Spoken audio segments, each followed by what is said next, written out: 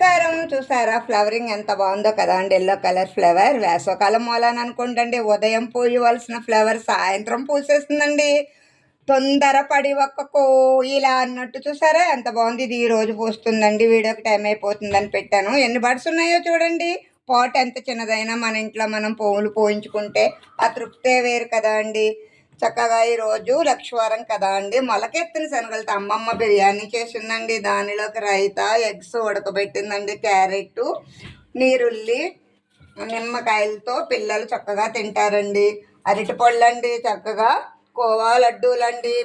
బాబాకి ఇష్టమని ఈ వీడియో మీ అందరికీ నచ్చుతుందని అనుకుంటున్నాను. మీలో ఎంతమంది శనగలు తింటారండి? మొలకెత్తినవైనా నానబెట్టినవైనా కామెంట్ చేయండి, లైక్ చేయండి. చూస్తున్నారు కానీ లైక్ చేయట్లేదు, కామెంట్ చేయట్లేదు. కామెంట్ చేస్తేనే కదా అండి మీరు నా వీడియోకి ప్లస్ మైనస్ చెప్పగలుగుతారు. ఉంటాను. Bye bye.